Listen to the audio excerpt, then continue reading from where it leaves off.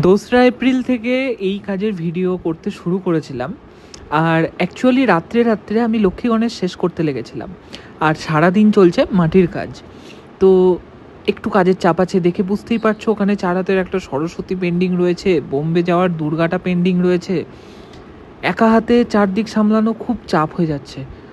তো যাই হোক বন্ধুরা, তোমরা দেখছো YouTube channel Souma Bose creation. আর এইখানে আমি শৈবালদার লক্ষ্মী গণেশ যেহেতু কলকাতায় যাবে, সেহেতু এই প্রতিমা সবার আগে শেষ করে নিয়েছিলাম। পার্ট পার্ট করে সমস্ত ভিডিও করা আছে, সেই জন্য আজকে ভিডিওটা প্রায় 13 মিনিটের কাছাকাছি একটা ভিডিও। কলকাতায় যেহেতু যাবে সেহেতু আমি ছোট প্রতিমা হলেও আমি কিন্তু জায়গায় জায়গায় ন্যাকড়া বসিয়ে নিয়েছিলাম, ন্যাকড়া পেস্ট করে নিয়েছিলাম, যাতে কোনো রকম ড্যামেজের কোনো ভয় না থাকে। লক্ষ্মী গণেশ দুটো আলাদা পার্টে ছিল এবং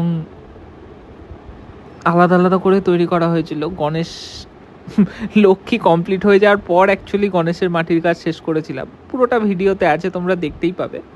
আর এই যে রঙগুলো দেখছো, আরও লক্ষ্মীটা শেষ করার ভূত মাথায় এই জন্যই চেপেছিল যে এই যে কাজগুলো গেল আমার কারখানাতে, ওই নারায়ণ লক্ষ্মী যেটা তোমরা দেখলে আগের দিন, বা অন্নপূর্ণা, সেই সময় থেকে না এই রঙগুলো কারখানাতে ছিলই। রঙের চেহারা দেখেও তোমরা বুঝতে পারছো।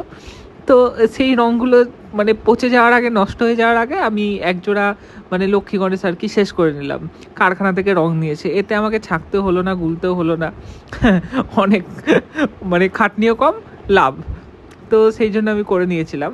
তো প্রাইমার হিসেবে অ্যাজ ইউজুয়াল আমি খড়িমাটি ইউজ করেছি। রঙগুলোর সাথে নতুন করে শুধু আমি তেঁতুল বীজের মানে কায়ের আঠাটা একটু মিশিয়ে, মানে আঠার জোরটা একটু বাড়িয়ে নিয়েছি, এটাই যা। অন্নপূর্ণার গায়ের রং ছিল এবং সেই রং আঠা দিয়ে একটু মিশিয়ে একটু মোটামুটি আমার এতটুকু প্রতিমায় জাস্ট এক তুলি রং হলেই কিন্তু গোটা প্রতিমা কভার হয়ে যায়। আর যেহেতু প্রচুর রং ছিল সেহেতু আমার গোটা লক্ষ্মী প্রতিমার গোটা স্কিন, গোটা বডি আমি রং করে নিয়েছি, ইভেন পেছন শুদ্ধ রং করেছি। মোটামুটি 2-3 কোট করে রং করার পর রং জমিন হয়ে গেছিলো এবং তারপর ছিল সেট দেওয়ার পালা।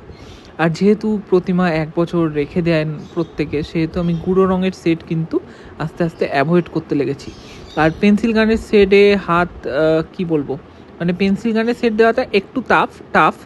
আর সেটা কিন্তু প্র্যাকটিস করতে আমাকে বেশ মানে বেগ পেতে হয়েছে, কারণ সরু সরু জায়গাগুলোয় পেন্সিল গান দিয়ে সেট দেওয়া মানে খুব কঠিন। যারা তোমরা নতুন এই কাজ করছো তারা হয়তো সঙ্গে সঙ্গে নাও পারতে পারো, তবে করতে করতে মানে নিশ্চয়ই হবে। প্রথম দিকে আমি মানে বড় জায়গার যেমন হাত পা এগুলোর সেটগুলো আমি পেন্সিল গানে দিয়ে দিতাম, কিন্তু মুখের সেটটা আমি গুঁড়ো রঙেই দিতাম। কিন্তু এখন আস্তে আস্তে পেন্সিল গানের সাহায্যে আমি এই সরু সরু জায়গাগুলো, যেমন আঙুলের যে ফাঁক খাঁজ খুঁজ, এগুলোও কিন্তু আমি মোটামুটি দেখে নাও পেন্সিল গানের সাহায্যে কিন্তু আস্তে আস্তে দিই।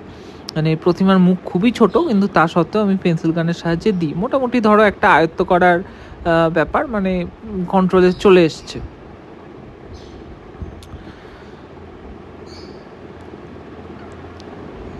ওপর দিয়ে গোটাটা একটা স্প্রে মেরে দিলাম যাতে রং একদম টেকসই হয় আর কি।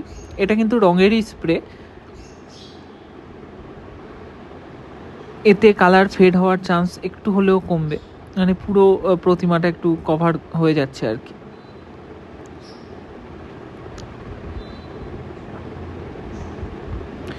প্রতিমায় সেট দিয়ে নেওয়ার পর কিন্তু আমি বেদিতেও সেট নিয়ে নিয়েছি। আর বেদির সাথে ওই চালির কম্বিনেশন একই কালার আমি রাখবো, তাই ওই রঙটাকে কিন্তু আমি ঢেকে ঢুকে ভালো করে রেখে দিয়েছি।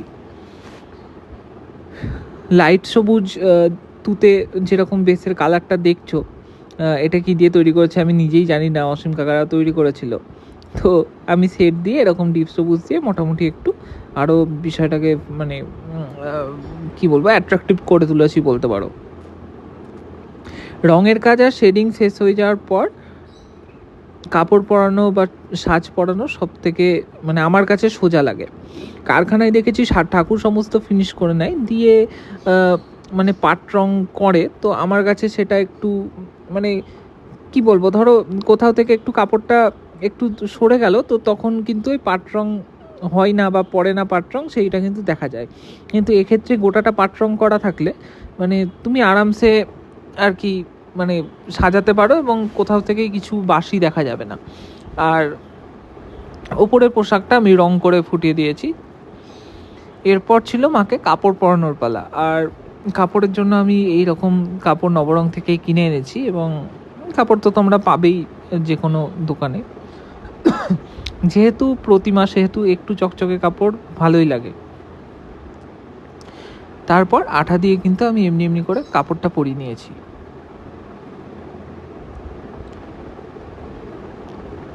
কাপড় পরানোর ক্ষেত্রে আমি গান আঠা আর ময়দার আঠা ইউজ করেছি। এক হাতে ফোন ধরে এক হাতে ভিডিও করাটা কিন্তু খুব টাফ।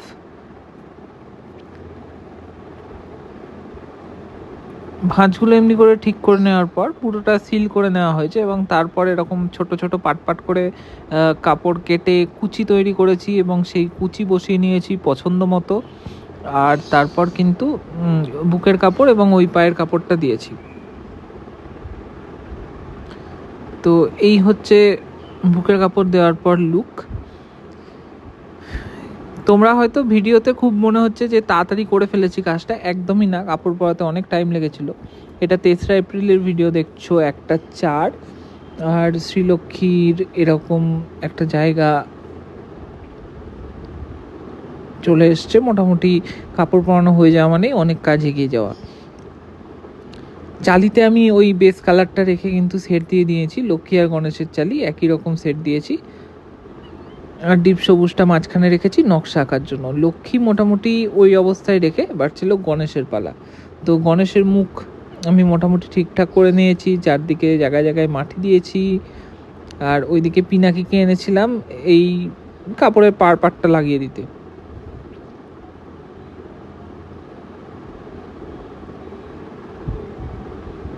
তেসরা এপ্রিল 10টা 40, গণেশে কিন্তু ন্যাকড়া বসানোর কাজ আমার কমপ্লিট। এত দূর যাবে, সেহেতু একটু যদি ন্যাকড়া বসিয়ে দেওয়া যায় তাহলে কিন্তু জিনিসটা মজবুত হয়ে যায়। শুধু জয়েন্টগুলোই আর কি, যেখান থেকে ভাঙার চান্স থাকে সেই সব জায়গায় একটু জয়েন্টগুলোই ন্যাকড়া বসিয়ে দিলেই ব্যাস।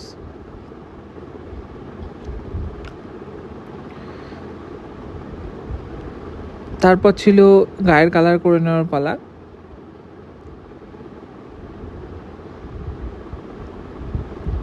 লক্ষ্মীনারায়ণের যে লক্ষ্মীর রঙটা ছিল সেই রঙটায় আর কি একটু থেকে যাওয়ার কারণে পাতলা হয়ে গেছিলো। তো তারপর আবার আঠা দিয়েছিলাম, সেহেতু একদমই একটু ফ্যাকাসে ব্যাপারটা লাগছিল। কিন্তু চলো, আমি টুকটাক নিজের মতো একটু রং মিশিয়ে বিষয়টাকে ডার্ক করে নিয়েছি। আর আমি বারবার এরকম করে এটাই দেখছিলাম যে কতটা শুকিয়ে হালকা হচ্ছে বা কিছু, সেই আন্দাজে ধরো অরেঞ্জ কালারটা মিশিয়ে আমি একটু ডার্ক করে নিয়েছি।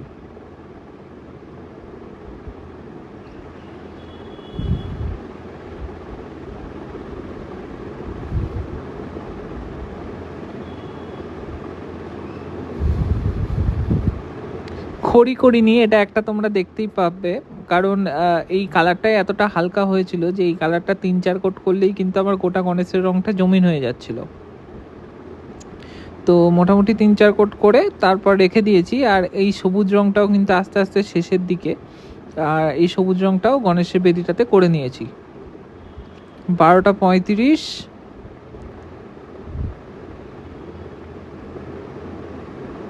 4ই এপ্রিল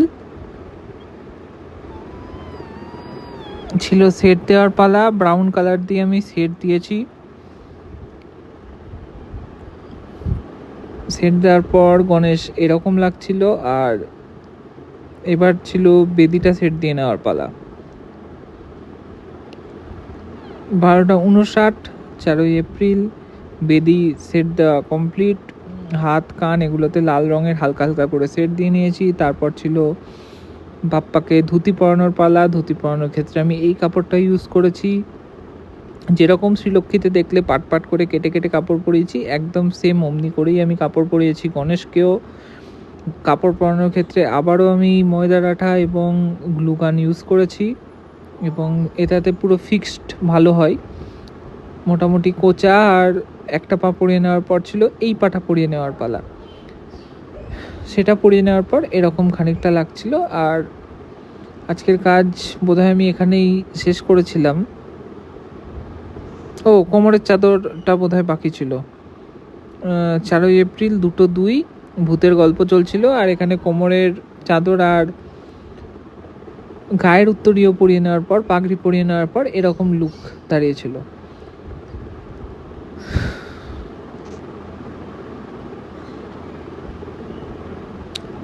4ই এপ্রিল দুপুর 12:20 এবার ছিল মাকে আর বাবাকে সাজানোর পালা। গয়না তো এক লট আমি কিনে এনেছি কলকাতা থেকে, তোমরা জানোই। আর সেখান থেকে কিন্তু আমি আস্তে আস্তে শ্রীলক্ষ্মীকে সাজিয়ে নিলাম। আর গণেশকে সাজানোর পর এরকম লাগছিল দেখতে। পাড়টা লাগিয়ে নেওয়ার পর এই লুক দাঁড়িয়েছিল। আর তারপর ছিল চুল সেট করে নেওয়ার পালা, দুপুর 3:27। এর মাঝে মাঝে কিন্তু আমি অন্য কাজও করছিলাম অ্যাকচুয়ালি, এই জন্য কন্টিনিউ এই টাইমিংটা তোমরা দেখতে পাচ্ছ না।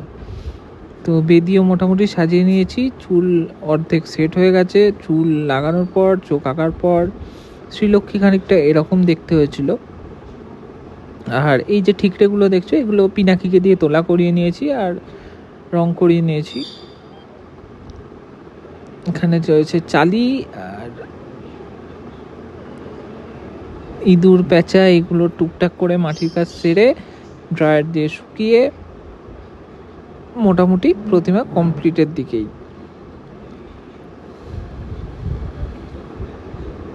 4ই এপ্রিল 10:05 শৈবালদার কিন্তু প্রতিমা পছন্দ হয়ে গেছে। আর এবার ছিল এই পুরাতন কমলা ভাণ্ডারের এই প্রতিমাটা নিয়ে আমি বসেছিলাম, কারণ এই প্রতিমাটারও ন্যাকড়া মারার কাজটা আমি করে নিয়েছি। তো 12:46 ন্যাকড়া মারা কমপ্লিট করার পর এই প্রতিমার টুকটাক যে ফিনিশিংয়ের কাজগুলো ছিল, যেমন 2-1টা অস্ত্র কেটে দেওয়া, হাতের লাড্ডু, ইঁদুর প্যাঁচা, শ্রীলক্ষ্মীর হাতের কাঠা ধান, এই ব্যাপারগুলো, এগুলো দিয়ে কিন্তু আমি পুরো মূর্তি কমপ্লিট করে নিয়েছি। আর এটা তোমরা দেখছো কমপ্লিট ভিডিও। আর চালির নকশাগুলো এই সাইডেরগুলো লাগাইনি, কারণ যে ঢপটায় প্যাক করব, যে বাক্সতে প্যাক করব, সেই বাক্সর গায়ে লেগে যাওয়ার জন্য ড্যামেজ হতে পারে। তো ওই জন্য ওগুলো খুলে আলাদা করে প্যাকেটে করে শৈবালদাকে দিয়ে দিয়েছি। দাদা ওগুলো ধরো নিজের বাড়িতে গিয়ে আঠা দিয়ে বসিয়ে নেবেন আর কি, পরপর, এতে ড্যামেজের ভয়টা থাকবে না।